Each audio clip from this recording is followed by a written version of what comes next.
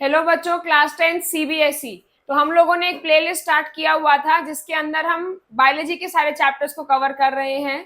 तो बायोलॉजी का first chapter जो कि लाइफ प्रोसेस है, आज हम नेक्स्ट सीक्वेंस उसका लेके आए हैं जिसमें हमने ट्रांसपोर्टेशन पढ़ना है। एंड ट्रांसपोर्टेशन इन प्लांट्स हम डिस्कस कर चुके हैं। आज जो हम करेंगे वो ट्रांसपोर्टेशन इन एनिमल्स करेंगे, जिसके अंदर हम ब्लड के बारे में डिस्कस करेंगे, हम हार्ट के बारे में डिस्कस करेंगे, ब्लड वेसल्स के बारे में डिस्कस करेंगे। और जहां रिक्वायर्ड होगा वहां मैं आपको शॉर्ट नोट्स भी प्रोवाइड करूंगी, तो उसको आप नोट डाउन कर सकते हैं। तो हम लोग स्टार्ट करते हैं ट्रांसपोर्टेशन इन एनिमल्स। तो सबसे पहले आता है ब्लड। ब्लड एक फ्लूइड कनेक्टिव टिश्यू है जो कि हमारी बॉडी में फ्लो करता है। और ब्लड ही एक ऐसा मीडियम है जो कि चीजों को ट्रांसपोर्ट करेगा, चाहे वो न्यूट्रिएंट्स हो, चाहे वो गैसेस हो, चाहे वो हार्मोन्स हो, या चाहे वो वेस्ट हो। तो एक ट्रांसपोर्टिंग सिस्टम या जो ट्रांसपोर्ट सिस्टम हमारी बॉडी में प्रेजेंट है, ब्लड उसका एक बहुत इंपॉर्टेंट पार्ट है। ब्लड के कंपोजिशन की अगर हम बात करते हैं तो ब्लड के अंदर जो बेस है या जो लिक्विड है उसको प्लाज्मा कहा जाता है, जो कि मैक्सिमम प्रेजेंट है। प्लाज्मा के अंदर 90% वाटर है, बाकी उसके अंदर सॉल्ट्स हैं, अमीनो एसिड्स हैं, इलेक्ट्रोलाइट्स हैं, ये सारी चीजें प्रेजेंट हैं। अब ब्लड के अंदर जो ब्लड सेल्स हैं वो हमारे पास तीन टाइप के हैं। One is RBC, one is WBC and third is platelets. तो आरबीसी का जैसे नाम बता रहा है, red blood cells, biconcave shape है, न्यूक्लियस नहीं है। एक मेच्योर आरबीसी में न्यूक्लियस खत्म हो जाता है, प्लस लाइफ स्पैन इसीलिए उसका शॉर्ट हो जाता है, 120 डेज का रहता है। सेकेंड, उसके अंदर एक पिगमेंट प्रेजेंट है जिसको हेमोग्लोबिन कहा जाता है, और वो हेमोग्लोबिन जो है ऑक्सीजन ट्रांसपोर्ट करने में बहुत इंपॉर्टेंट रोल प्ले करता है। सेकेंड आते हैं हमारे डब्ल्यूबीसी, जिनको सोल्जर्स ऑफ द बॉडी कहा जाता है, या वो डिफेंस मैकेनिज्म में हेल्प करते हैं। थर्ड आते हैं प्लेटलेट्स। अब प्लेटलेट्स जो हैं वो बॉडी में ब्लड क्लॉटिंग में हेल्प करते हैं। तो प्लेटलेट्स का काम ही है जब एक टिश्यू इंजर हो जाए तो उसमें ब्लड क्लॉटिंग में हेल्प करना। तो वन बाय वन हम ब्लड को डिस्कस कर लेते हैं, इसमें क्या क्या चीजें प्रेजेंट है और ये क्या है। तो सबसे पहले अगर हम देखें, it is a red colored liquid which circulates in our body. It is red because it contains a pigment called hemoglobin in its red cells. It is a connective tissue. Main components आ गए blood के, plasma, RBC, WBC, platelet. Next बढ़ते हैं आगे। तो अब blood के बारे में हमको डिस्कस करना था। तो ब्लड के बारे में अगर मैं आपको बताऊं तो मेन कंपोनेंट्स इसके जो हैं, सबसे पहले आता है इसके अंदर प्लाज्मा।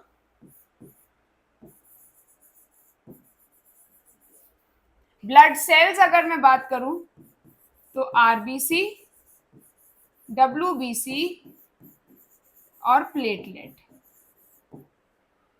तो आरबीसी का काम जो है, रेड ब्लड सेल्स है, मैंने आपको बताया रेड ब्लड सेल्स का काम रेड है क्योंकि वो हेमोग्लोबिन कंटेन करते हैं, ऑक्सीजन कैरी करते हैं। सेकंड, डब्ल्यूबीसी आते हैं जो कि बॉडी के डिफेंस मैकेनिज्म में हेल्प करते हैं। थर्ड आते हैं हमारे प्लेटलेट्स जो कि ब्लड क्लॉटिंग में हेल्प करेंगे। जैसे ही चोट लगती है वहां पे ब्लड क्लॉट बन जाता है, कुछ सेकेंड्स के बाद खून आना बंद हो जाता है। रीजन इज प्लेटलेट्स वहां पे एक क्लॉट फॉर्म कर देते हैं, और वो क्लॉट क्या करता है, सारे आरबीसीज को अपने अंदर फंसा के उसको वहां पे ब्लड को रोक देता है। अब एक छोटी सी चीज मैं बताऊंगी, आरबीसीज का लाइफ स्पैन बहुत कम होता है। आरबीसीज का लाइफ स्पैन जो है वो सिर्फ 120 डेज होता है। आरबीसीज का लाइफ स्पैन बहुत कम होता है, वो सिर्फ 120 डेज होता है। रीजन इज आरबीसीज के अंदर न्यूक्लियस नहीं होता। अब अगर वो न्यूक्लियस रहेगा तो वो न्यूक्लियस क्या करेगा, वो खुद भी ऑक्सीजन यूज करेगा, और अगर खुद ऑक्सीजन यूज करेगा तो वो ऑक्सीजन कैरी कम हो जाएगी। इसीलिए RBCs are devoid of nucleus, उनके अंदर न्यूक्लियस नहीं होता, प्लस ऑर्गेनेल्स भी कुछ कुछ कम होते हैं ताकि वो ऑक्सीजन कैरिंग जो है 100% कर सके। इसीलिए आरबीसीज का न्यूक्लियस जो है, एक मेच्योर आरबीसी में न्यूक्लियस खत्म हो जाता है और वो इन्यूक्लिएटेड हो जाता है ताकि मैक्सिमम ऑक्सीजन कैरी वो कर सके। आगे बढ़ते हैं, इसमें प्लाज्मा आ गया। It is the liquid part of the blood called plasma.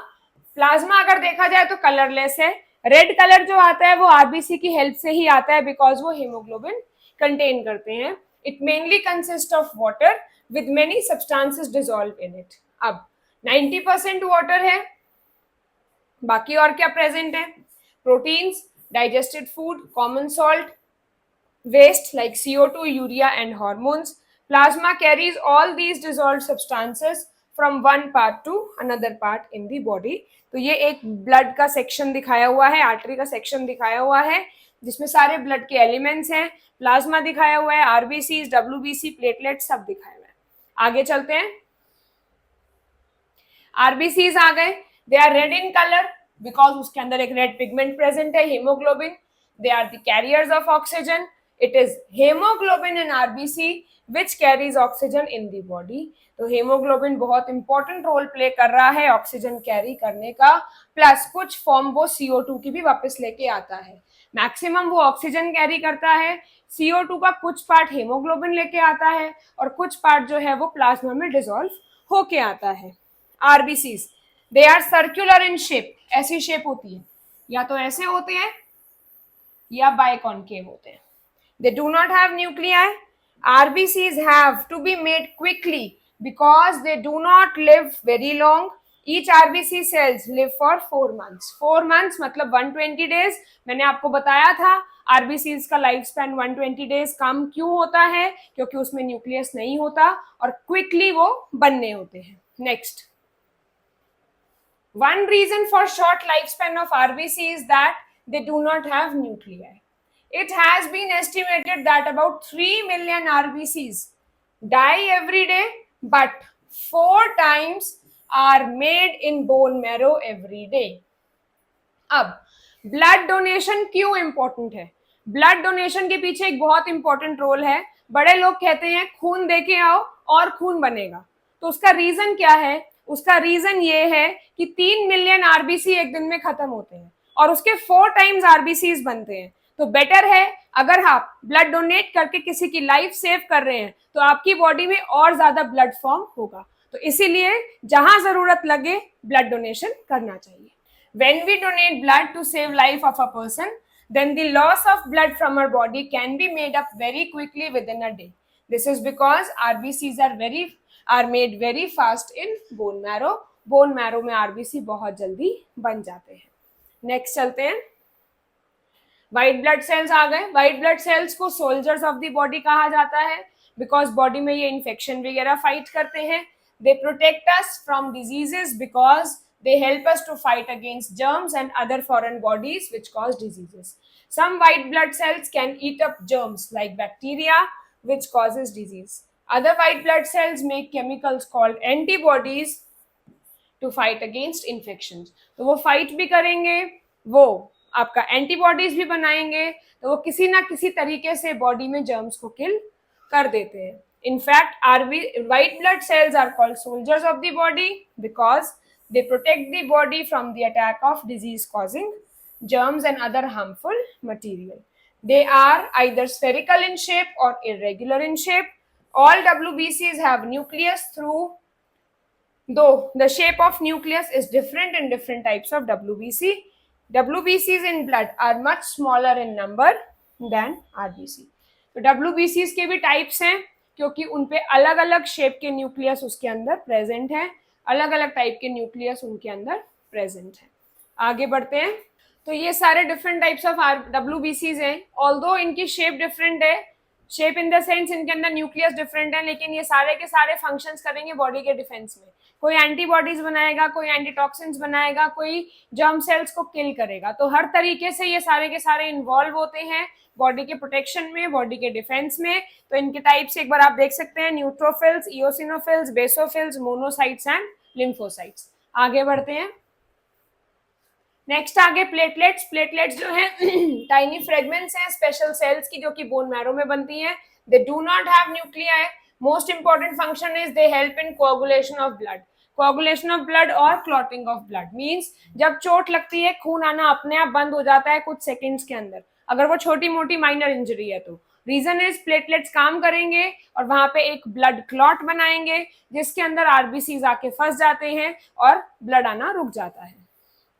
When a cut or a wound starts bleeding, then platelets help to clot the blood, make the blood semi-solid, due to which further bleeding stops. All blood cells are made in bone marrow from the cells called stem cells. तो bone marrow के अंदर जो bone marrow cells हैं या जो stem cells हैं वो सारे ब्लड सेल्स बनाने में हेल्प करते हैं। आगे बढ़ते हैं। फंक्शंस ऑफ ब्लड, तो फंक्शंस बहुत इजी हैं, हमें पता है ये गैसेस कैरी करते हैं, ऑक्सीजन कैरी करते हैं, CO2 लेके जाते हैं, हॉर्मोन्स कैरी करते हैं, न्यूट्रिएंट्स कैरी करते हैं। तो ये सारी चीजों में ब्लड के जो है इंपॉर्टेंट फंक्शंस हैं। सबसे पहला, blood carries oxygen from lungs to different parts of the body. Second, blood carry CO2 body part से लंग्स तक।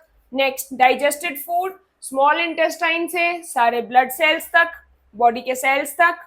हॉर्मोन्स कैरी करता है जहां पे वो बनते हैं वहां से जहां तक उनकी रिक्वायरमेंट है। नेक्स्ट, वेस्ट प्रोडक्ट भी वो कैरी करते हैं लिवर से यूरिन तक। बॉडी को प्रोटेक्शन प्रोवाइड होता है डिजीजेस से, बिकॉज WBCs है वहां पे हेल्प करने के लिए। नेक्स्ट, बॉडी का टेम्परेचर कांस्टेंट ही रहता है, reason is blood flow skin में बढ़ता रहता है या घटता रहता है डिपेंडिंग अपॉन सर्दी है या गर्मी है। तो ये सारे फंक्शंस हैं हमारी बॉडी में ब्लड के। अब इससे आगे हम लोग देख लेते हैं क्या है blood functions at a glance. Next, transport in human, तो ह्यूमन बॉडी का ये छोटा सा एक फोटो दिखाया हुआ है जिसमें बॉडी का ट्रांसपोर्टेशन सिस्टम दिखाया हुआ है। तो बॉडी का जो ट्रांसपोर्टेशन सिस्टम है उसको सर्कुलेटरी सिस्टम कहा जाता है। तो वही हमने लिखा है इसमें, main transport system in human body is blood circulatory system. In it blood carries oxygen, digested food, other chemicals, enzymes to all parts of the body. It takes away waste like CO2, urea produced in the body cells. अब human circulatory system के अंदर क्या क्या चीजें आती हैं? Blood, heart, blood vessels, ये तीन चीजें हैं जो कि ह्यूमन सर्कुलेटरी सिस्टम का एक बहुत इंपॉर्टेंट पार्ट फॉर्म करती हैं। प्लस इन तीन चीजों को मिला के ही हमारा सर्कुलेटरी सिस्टम बना हुआ है। आगे बढ़ते हैं। ब्लड वेसल्स अगर हम देखें तो ब्लड वेसल्स अपने आप में तीन टाइप की हैं, arteries, veins and capillaries. Blood vessels of the circulatory system are present in each and every part of the body, जिसकी हेल्प से ब्लड जो है सारे बॉडी पार्ट्स तक पहुंच पाता है। Blood circulatory system for the transport in human beings, there is another system called lymphatic system which also helps in the transport of material in human body. Liquid which circulates and carries material in lymphatic system is called lymph. Thus in human beings various substances are transported through two liquids, that is blood and lymph. तो blood जो है वो major circulatory system body का form करता है और lymph जो है उसको middle man of the body कहा जाता है। वो भी एक बॉडी में एक कंप्लीट सिस्टम है जो कि एक लेवल तक ट्रांसपोर्टेशन कर रहा है। उसको हम एक अलग टॉपिक की तरह कवर करेंगे जिसमें हम लिम्फेटिक सिस्टम कैसे बना है, लिम्फ कैसे बना है, वो हम चीजें सारी पढ़ेंगे। आगे चलते हैं। ये आ गया हमारा हार्ट जिसके अंदर सब चीजें दिखाई हुई हैं। ब्लू कलर से जो दिखाया है वो वेन्स हैं और रेड कलर से जो दिखाई है वो सारी आर्टरीज हैं। यहाँ पे वॉल्व दिखाई हुई है, मतलब वॉल्व कहाँ कहाँ प्रेजेंट है। ट्राइकस्पिड वॉल्व प्रेजेंट है आपके एट्री और वेंट्रिकल के बीच में। एट्री और वेंट्रिकल कौन से वाला? राइट एट्रिया और राइट वेंट्रिकल के बीच में। और जो मिट्रल वॉल्व या बाइकस्पिड वॉल्व है ये प्रेजेंट है लेफ्ट एट्रिया और लेफ्ट वेंट्रिकल के बीच में। तो ये दोनों वॉल्व्स प्रेजेंट हैं जो कि क्या करती हैं, हार्ट में ब्लड का बैक फ्लो प्रिवेंट करती हैं। एक बार अगर ब्लड नीचे आ गया ऑरिकल से वेंट्रिकल्स में आ गया तो वापस वो नहीं जा पाएगा। ये फंक्शन है हमारी वॉल्व्स का। आगे चलते हैं। तो ह्यूमन सर्कुलेटरी सिस्टम एक बार एक शॉर्ट वे में हम इसको डिस्कस कर लेते हैं कि हार्ट के स्ट्रक्चर में कैसे कैसे ब्लड वहां से फ्लो कर रहा है। तो हम उसको एक बार देख लेते हैं। अगर मैं हार्ट का स्ट्रक्चर ड्रॉ करती हूँ तो हार्ट हमारा एक मस्कुलर ऑर्गन है जिसके अंदर 4 चेम्बर्स प्रेजेंट हैं। ये right atrium, left atrium, right ventricle, left ventricle. अब अगर मैं बोलूं सारे बॉडी पार्ट से, बीपी लिखूंगी मैं शॉर्ट फॉर्म में, सारे बॉडी पार्ट से यूज्ड ब्लड आएगा हमारे राइट एट्रियम में। तो यूज्ड ब्लड मतलब CO2 वाला ब्लड जो लेके आएगी वो आएगी vena cava. Superior vena cava, inferior vena cava. Superior vena cava upper body part से, inferior vena cava lower body part से। तो यूज्ड ब्लड यानी कि CO2 वाला ब्लड हमारी वेना कावा लेके आएगी राइट एट्रियम के अंदर। राइट एट्रियम से ब्लड जाएगा राइट वेंट्रिकल के अंदर through tricuspid valve. Right ventricle से ब्लड जाएगा पल्मनरी आर्टरी के through. Arteries take away. A for artery, A for away. Arteries take away blood from the heart. सारी आर्टरीज ऑक्सीजन वाला blood carry करती हैं accept pulmonary artery जो कि CO2 वाला ब्लड कैरी कर रही है और ये लेके जा रही है लंग्स तक फॉर प्योरिफिकेशन. लंग्स में ये ब्लड प्योरीफाई हो रहा है और प्योरीफाई होने के बाद पल्मनरी वेन्स इसको वापस से लेके आ रही हैं अपने हार्ट तक, लेफ्ट ऑरिकल तक. लेफ्ट ऑरिकल से वापस जाएगा ये लेफ्ट वेंट्रिकल में थ्रू मिट्रल वॉल्व या बाइकस्पिड वॉल्व. अब अगर मैं वेन्स की बात करूं तो वेन्स ऑलवेज कैरी CO2 वाला ब्लड एक्सेप्ट पल्मनरी वेन्स जो कि ऑक्सीजनेटेड ब्लड कैरी करेंगी और veins always bring blood towards heart. तो वेन्स जो है ब्लड हार्ट में लेके जाएंगी. अब ऑक्सीजनेटेड ब्लड यहां से मेजर आर्टरी अयोटा लेके जाएगी सारे बॉडी पार्ट्स तक. तो अब अगर देखा जाए तो ये हमारी बॉडी का डबल सर्कुलेशन है एट अ ग्लांस. मतलब क्विकली हमने उसको कर लिया.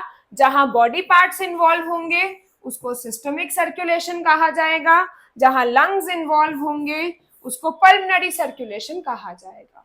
तो दोनों को मिला के systemic circulation plus pulmonary circulation ये दोनों मिला के बन जाएंगे डबल सर्कुलेशन.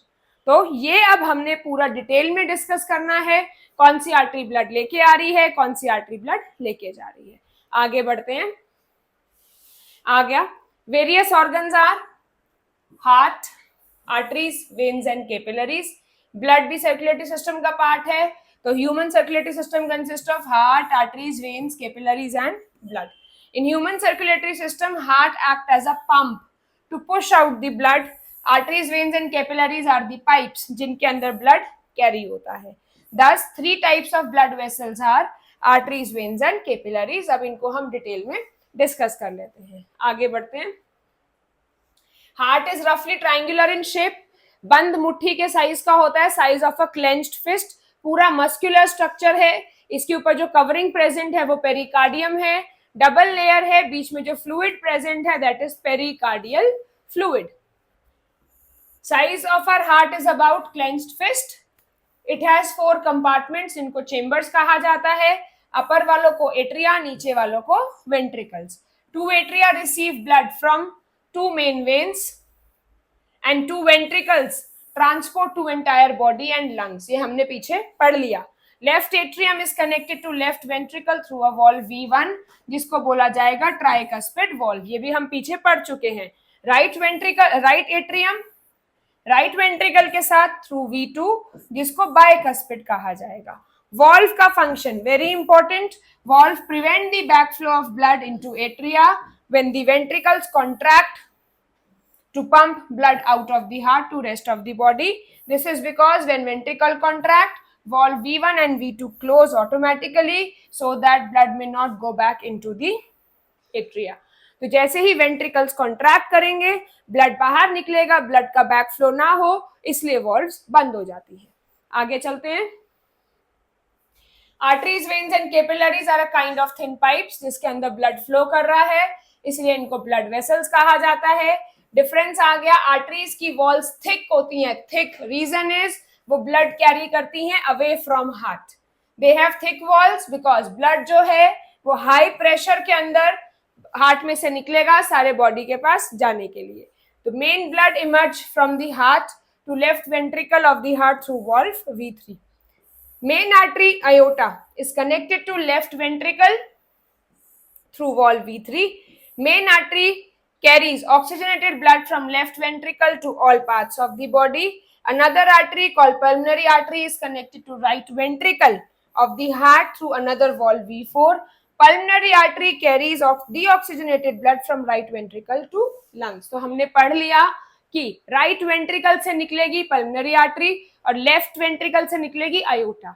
इन दोनों की इमरजेंस पे भी एक एक वॉल्व प्रेजेंट होती है जिसको सेमी ल्यूनर वॉल्व कहा जाता है. अयोटा वाली अयोटिक सेमी ल्यूनर वॉल्व और पल्मनरी आर्टरी वाली पल्मनरी सेमी ल्यूनर वॉल्व. तो टोटल 4 वॉल्व प्रेजेंट होती हैं. बाइकस्पिड, ट्राइकस्पिड और 2 सेमी ल्यूनर.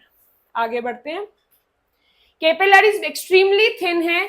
अगर ये आर्टरी है, ये आगे आके डिवाइड होगी आर्टीरियोल में, बीच में एक ग्रुप आएगा जिसको कैपिलरी कहा जाएगा.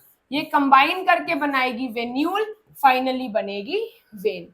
तो आर्टरीज और वेन्स के बीच में जहां पे मटेरियल का एक्सचेंज होगा वहां प्रेजेंट होंगी हमारी capillaries. They are in between arteries and veins. Blood from arteries enter the capillaries in the body. Every living cell is close to capillary. Wall of capillary are 1 cell thick. तो जो चीजों का आदान प्रदान है या जो चीजें डिफ्यूज आउट होंगी वो इसी कैपिलरी के थ्रू होंगी. Various dissolved substances like oxygen, food present in blood pass into the body cells through thin walls of capillaries. At the same time, waste substances formed in the cells enter into the capillaries. Thus, exchange of various material between blood and body cells takes place through capillaries. The another end of capillary is joined to wider tubes called veins. Deoxygenated blood coming from capillaries enter into veins. तो वही मैंने आपको बताया, artery divide होके arteriole, फिर capillary, venule, finally when. आगे बढ़ते हैं. Veins are thin blood vessels which carry blood from all parts of the body back to heart. उनको थिक वॉल्स की जरूरत नहीं है क्योंकि ब्लड जो है वो हाई प्रेशर में नहीं है, वो आराम से ब्लड लेके आ रही है. They have valve in them which allow blood to flow only in one direction towards heart. Veins, the valve prevent backflow of blood in veins. They are also found in whole part of our body. Pulmonary vein is connected to left atrium of the heart. The pulmonary vein carries oxygenated blood from lungs back to heart. So, उसको main vein या vena cava कहा जाएगा. Main vein, vena cava is different. It is connected to right atrium of the heart. It carries deoxygenated blood from all parts of the body back to heart. The main difference between an artery and vein is that artery carry blood from heart to whole body part, whereas vein carry blood from whole organs back to heart. ये मैंने आपको बताया, A for artery, A for a vein. Artery blood लेके जाएगी, when blood लेके आएगी. ये दोनों में मेजर डिफरेंस है. आगे बढ़ते हैं. हार्ट बीट्स और beating of heart circulates the blood in human body. अब सर्कुलेशन कैसे होता है, अभी तो हमने स्ट्रक्चर पढ़ा था, हमने पिछले डायग्राम में सर्कुलेशन भी पढ़ लिया था, वो हम देख लेते हैं. When the muscles of all four chambers of heart are relaxed, pulmonary vein brings oxygenated blood lungs से लेके आएगी वो लेफ्ट एट्रियम में. When left atrium contract, oxygenated blood जाएगा हमारे लेफ्ट वेंट्रिकल में, और जब लेफ्ट वेंट्रिकल कॉन्ट्रैक्ट करेगा तो ऑक्सीजनेटेड ब्लड अयोटा के थ्रू जाएगा सारे बॉडी पार्ट्स तक. आगे बढ़ते हैं. ये लेफ्ट साइड का था. नेक्स्ट आ गया the main artery carry blood to all organs of the body like heart, chest, head, chest, arm, stomach, intestine, liver, kidney, except lungs. When oxygenated blood passes through the capillaries of the body organs, it gives oxygen to body cells. Since blood loses oxygen here, we say blood has been deoxygenated. अब blood जो है वो deoxygenated हो गया है. Deoxygenated blood body organ से आएगा vena cava के थ्रू राइट ऑरिकल में. राइट ऑरिकल में जब आ जाएगा और जब राइट ऑरिकल कॉन्ट्रैक्ट करेगा, ब्लड आ जाएगा हमारे राइट वेंट्रिकल में थ्रू V2. ये हमारी ट्राइकस्पिड वॉल्व है. Next, when right ventricle contract, ये सारा का सारा ब्लड पल्मोनरी आर्टरी के थ्रू लंग्स में जाएगा. लंग्स में जब जाएगा वहां जाके अगेन इट बिकम्स ऑक्सीजनेटेड, और ऑक्सीजनेटेड ब्लड वापस से पल्मोनरी वेन्स लेके आएंगी हमारे हार्ट तक. तो यही सर्कुलेशन हमारी चलती रहती है. आगे बढ़ते हैं. This process keeps on repeating continuously. In this way blood keeps on circulating in our body without stopping, due to which all body parts keep getting oxygen, digested food and other materials all the time. It keeps on removing waste products from the body cells of the body. It in human beings is an example of double circulation. कैसे, ये भी मैंने आपको पीछे diagram में समझा दिया. दो सर्कुलेशन एक साथ हो रहे हैं, इसीलिए इसको डबल सर्कुलेशन कहा जाता है. कैसे? A circulatory system in which blood travels twice through the heart in one complete cycle is double circulation in human beings. Blood जो है from heart to lungs and back to heart is pulmonary, और दूसरा pathway जिसमें blood from heart to body parts and back to heart is systemic. दो circulation एक साथ चल रहे हैं, इसलिए हमारी बॉडी का जो सर्कुलेशन है दैट इज डबल सर्कुलेशन। आगे बढ़ते हैं। हार्ट बीट आ गया, वन कंप्लीट कॉन्ट्रैक्शन। अब जब एट्रिया कॉन्ट्रैक्ट करेंगे तो वेंट्रिकल्स में ब्लड आएगा, वेंट्रिकल्स कॉन्ट्रैक्ट करेंगे तो ब्लड बाहर निकलेगा। एट्रिया जब फिल हो जाएंगे वो कॉन्ट्रैक्ट करेंगे, V1 V2 वॉल्व खुलेगी, ब्लड जाएगा वेंट्रिकल्स के अंदर। तो आगे बढ़ते हैं। One complete contraction and relaxation is heart beat. Heart usually beats about 70 to 72 times in a minute. It means heart pumps out blood into arteries about इतना times per minute. Heartbeat listen करने का तरीका is stethoscope. It magnifies the sound of heartbeat so that a doctor can hear the heartbeat clearly. Though the average number of heartbeats of a person at rest is इतना per minute, it increases after physical exercise or when a person is excited. आगे बढ़ते हैं। Pulse, every time the heartbeat, blood is forced into arteries. Blood makes arteries expand a little. इस expansion को हम pulse बोलेंगे. Each heartbeat generates one pulse in the artery. So the pulse rate is equal to number of heartbeat. तो जितनी बार pulse आएगी जो हमें यहाँ feel होती है अपनी wrist में, उतनी टाइम्स हमारा हार्ट बीट कर रहा है, उतनी बार हार्ट जो है ब्लड को पंप कर रहा है। तो दोनों आपस में डायरेक्टली प्रोपोर्शनल है। ब्लड प्रेशर आ गया, ये वो प्रेशर है जिससे हार्ट जो है ब्लड को पंप कर रहा है। It is expressed in two forms, to values, systolic and diastolic. आगे बढ़ते हैं। The maximum pressure at which the blood leaves the heart through main artery during contraction is systolic, और मिनिमम प्रेशर जो relaxation phase में है वो diastolic. तो जिस प्रेशर से हार्ट से ब्लड निकलेगा वो सिस्टोलिक है, दूसरे वाला डायस्टोलिक है। दोनों की वैल्यूज 120 और 80 होती हैं, तो 120/80 जो है एक नॉर्मल ब्लड प्रेशर काउंट होता है। इससे हायर वैल्यूज को हाइपरटेंशन कहा जाता है। प्लस ब्लड प्रेशर मेजर करने का तरीका इज स्फिग्मोमैनोमीटर। बच्चे इसकी स्पेलिंग मिस्टेक काफी हद तक कर जाते हैं। तो ऐसे हमारी बॉडी में ब्लड ट्रांसपोर्ट होता है। तो ब्लड ट्रांसपोर्टेशन यहाँ पे हमारा कंप्लीट हुआ। नेक्स्ट टॉपिक जो हम लेके आएंगे वो लिम्फेटिक सिस्टम होगा। लिम्फ कैसे बनता है, लिम्फेटिक सिस्टम में कैसे जाता है, और ब्लड सेल्स को न्यूट्रिएंट्स कैसे मिलते हैं, नेक्स्ट लेक्चर में हम उसको डिस्कस करेंगे।